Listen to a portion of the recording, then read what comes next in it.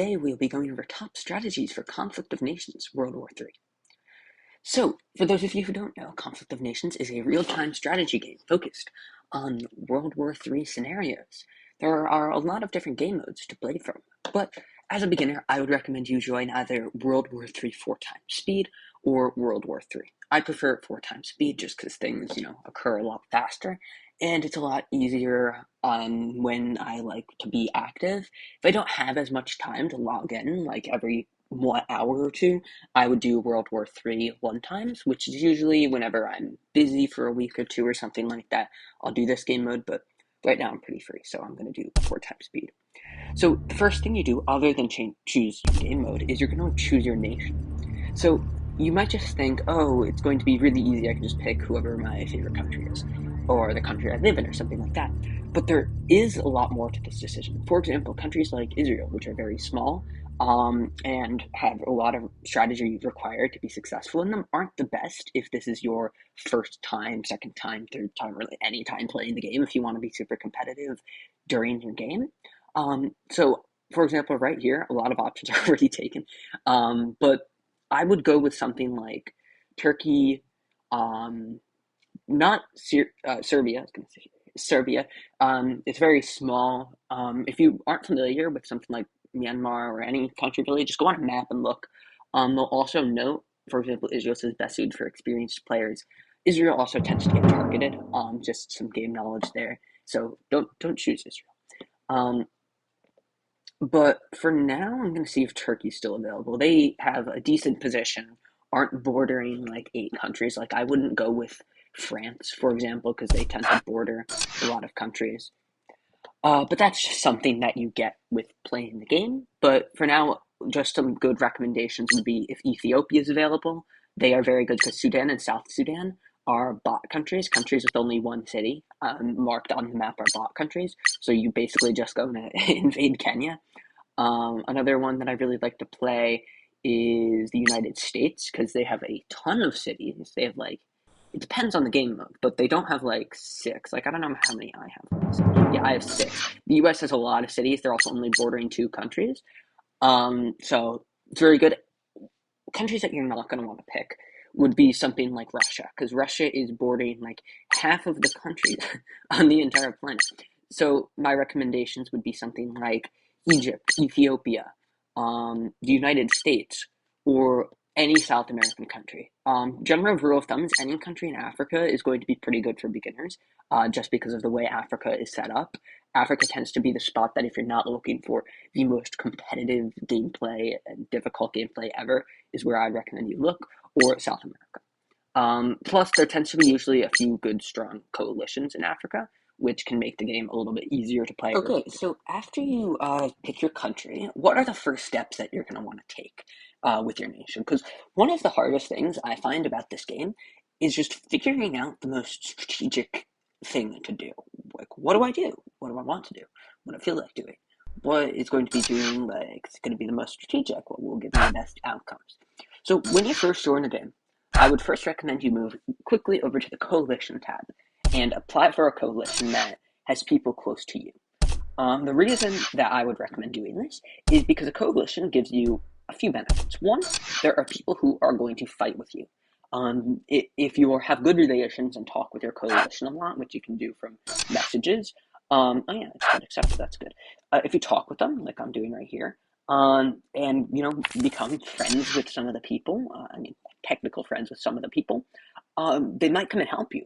Like for example, if Greece starts invading me and I'm attacking Syria, I can maybe convince one of my coalition members to go and invade Greece for me and to distract them from attacking me. Another thing is it's guaranteed that they're not going to attack you. So if you happen to be bordering coalition members, which is what I would try to do, is try to find a coalition with both experienced players and possibly players bordering you. If you can't find that, just try to find a coalition nearby you. And you can see people's levels by clicking on their little profile, clicking user profile. A good level, experienced is what I would say, would be anything like 20 and above is experienced, but it doesn't really matter too much. Just try to find people who are close by you and have not like level 1. Though you might be level 1, so don't be discouraged. It's not bad or anything. But if you're trying to find really experienced people, 20 and above is really good. Another thing to look at is KD ratio. Anything over like 0.7 is going to be decent, but the best people are going to be over 1. Okay. Other than that, what are you going to want to do for yourself? Other than you get yourself into a good coalition, unless you want to play solo, which I wouldn't recommend. What do you do? So first, you're going to need to go over to this little research tab. And this research tab kind of tells you what you can research. And research is just how you find new unit types to build, how you upgrade your unit types so they deal more damage, have more features to them, and, are more better because the higher level units will be able to do more damage. You can also unlock new unit types later on in the game, which can be very helpful for you. For example, later in the game, you might want to get one of these artillery units over here to help you out, but more on that later.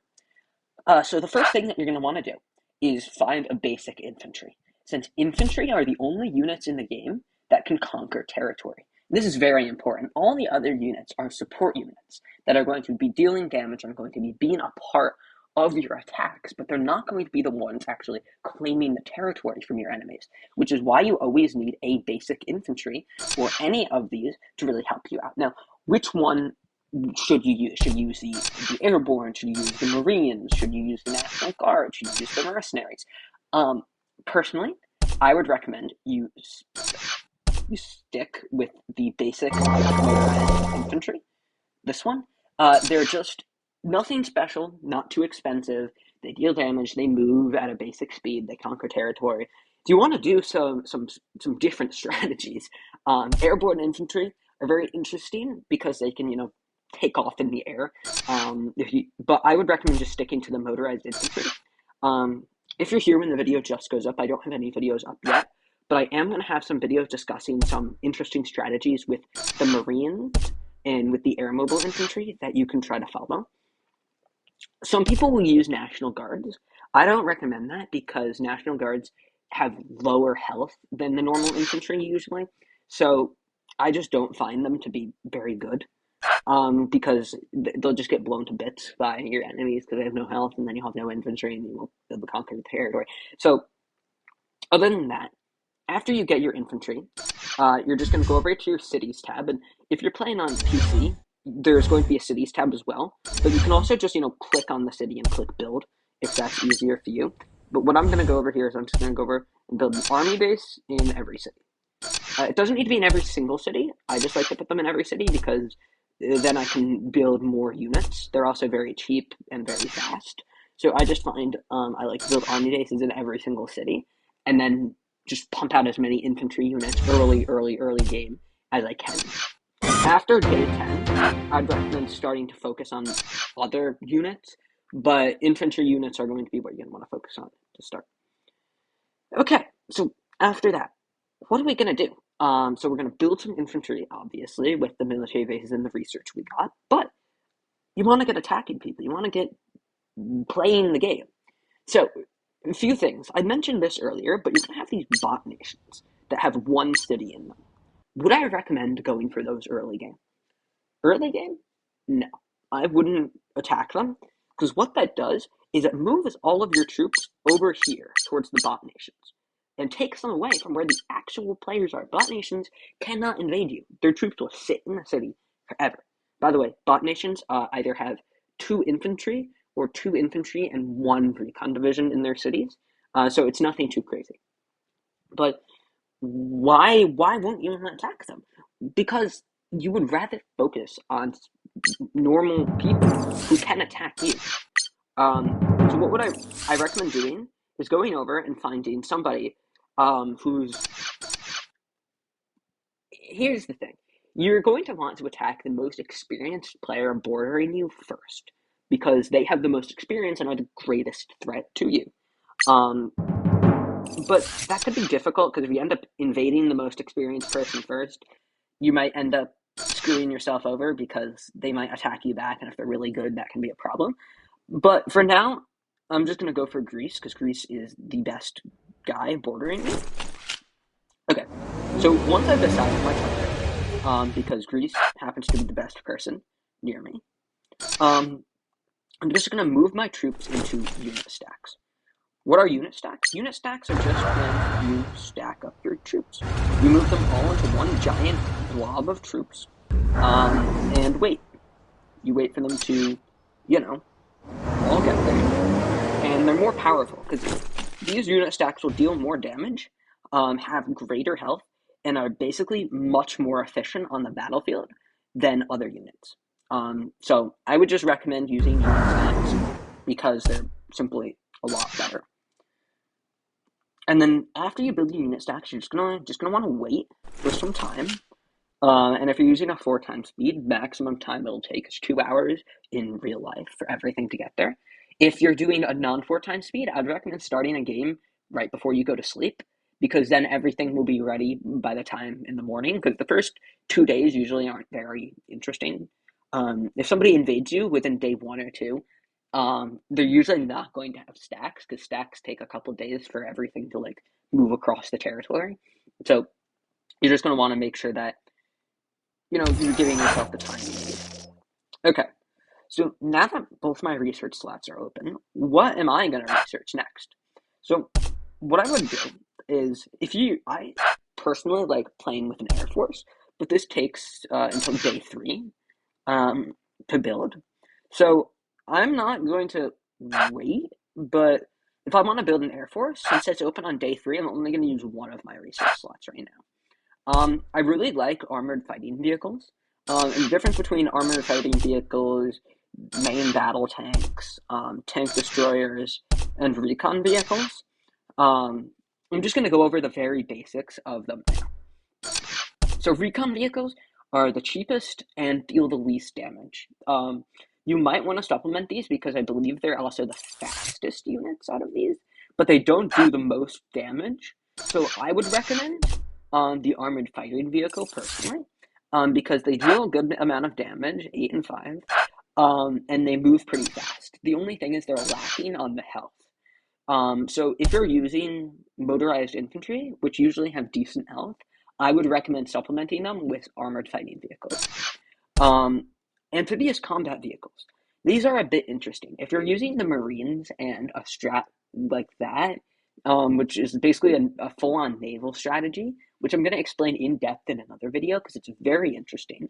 But these are more expensive, and most units have to land in a city or an area with what you can see this little naval thing right here, which is a port.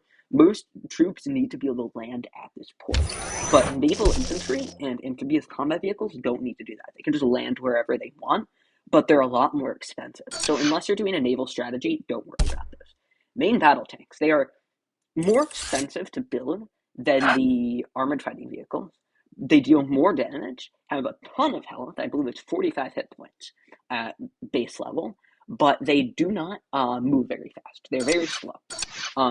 These I would recommend using if you feel like it. If you just like the health boost, it's down to the way you end up developing your playstyle, or if you're using National Guards because of the extra health boost. Tank destroyers, these are pretty slow. They're just normal speed, actually. They're not necessarily super slow, but they deal a lot of damage to hard targets, which are tanks, vehicles, and artillery, and stuff like that, which is very good. Yeah, but they're more gonna. I would just recommend armored fighting vehicles for them, just because you're not going to see, unless you have an enemy that's directly attacking you with tanks, these are more of a late game thing to use, not something that you're going to want to be waiting and researching the second you start the game. Because late game, 1500, 1750, and 2000 isn't a very expensive price, and I'm looking at the price of the materials down here. So you could always research it late game if you want, but I wouldn't recommend using it early game just because most early game people aren't using like a stack of 10 tanks. It's super good late game for that because it will just rip right through them, but don't worry about it right now. Now, once we've got that done, I'm just gonna go through my cities now, and build basic infantry. I'm just gonna start mobilizing the infantry, in each of these cities, because after you start an invasion of your first country, you're gonna want a good backup of infantry good backlog of them going, so you can instantly send reinforcements. For example, I'm going to send these unit stacks into Greece, but I also want these reinforcements at the ready that I can use to build extra troops. Also, because these reinforcements are going to be super useful. For example, for this down here, this city down here, I'm going to have some reinforcements to defend against that, because Greece has a lot of naval cities that are all around here. Anyways, other than that, the last thing you're going to want to do is make sure that you're going through your cities and building some good old-fashioned arms industries. What will arms industries do? So arms industries will increase the output of a certain material in a city. For example, this city is a supplies city. So it builds a lot of supplies, 1,300 per day. What the arms industry will do is it will increase the output by 20% at base level, which is really good because you want these materials. So I'm just going to build arms industries in a few of my cities. Make sure you get an arms industries in your supplies and rare materials cities, because those I find are the ones that I'm most short on early game. And then in your other cities, you're going to want to build recruiting offices. And some people, the way they play this is they'll put recruiting offices in every single one of their cities, and then with their remaining materials, build arms industries, but it's up to you. I would just build recruiting offices in some cities and upgrade those recruiting offices, and then put arms industries in other cities.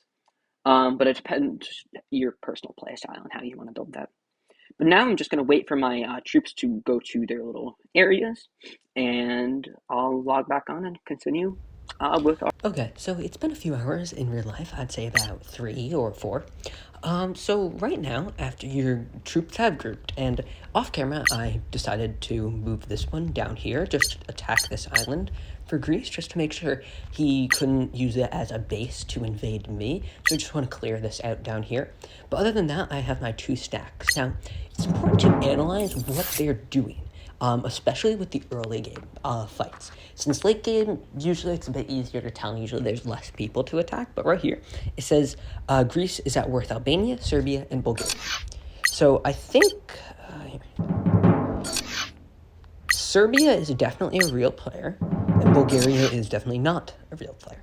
So let's see. So he's been attacking Bulgaria and also begun an invasion of Serbia. I can't see where, but he attacked somewhere. But other than that, this shows that maybe, since it shows this area smoking, conquered by Greece, what I'm going to do is send my artillery to attack this from a range, since it looks like his troops probably are there. Against North Macedonia. I don't think that we're with North Macedonia. And then Albania.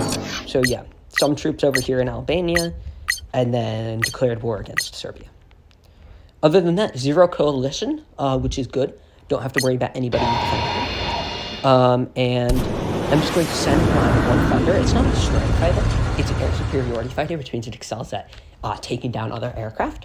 But you get one whenever you start a game, so I'm still going to send it to attack this island, along with these troops here. And then I'm going to send my stack of 4 down to take his capital. The capital is his little, it looks like this little golden thing. It's also called headquarters. When you eliminate it, I don't know if it says exactly right here what happens. Losing HQ imposes negative morale factor on all cities and provinces. Cities and provinces long distance to HQ, and it'll also decrease their resource production pretty significantly.